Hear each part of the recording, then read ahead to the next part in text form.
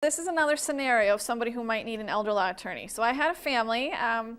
The mother, I want to say, was in her 70s. The father, the same. He was unable to do any caregiving just because of his own health issues. And she was starting to get older.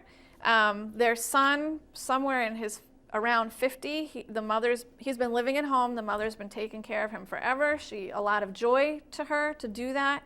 And her health went downhill. So in a hurry, we had to find him a group home spot. The daughter had actually been working on a group home slot for 3 years, but now it was, we've got to make this happen. 3 years. I hope people listening Yes. and watching. Yes. So we had to get him into a group home in a hurry. The mother, she had to go to a nursing home. The husband was just not able to give her what she needed, and she was so frail. She needed the care that you can really only get in a nursing home. So she went to a nursing home. The father is still at home. And what I did for them is I set up their will, and a special needs trust is a document that we use when we have a special needs child, when we want to save money for that special needs child. So I set up their will and the deed to their house and a special needs trust so that when both the mother and the father die, the mother's in the nursing home on Mass Health right now. The father might be in a nursing home on Mass Health in the future.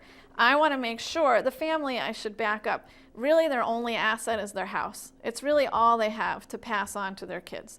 So I wanted to make sure I buttoned up that house and completely protected it from the parents' nursing home bills so that the Down syndrome child would inherit that house.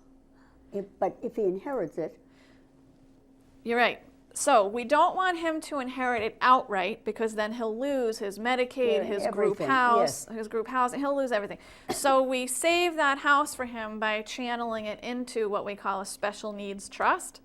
So it's a trust, it's a document, it's 20 pages long, and the way you write it is in compliance with the federal Medicaid regulations and the federal Social Security regulations, so that in the end, we can save the value of that house by nestling it inside the special needs trust.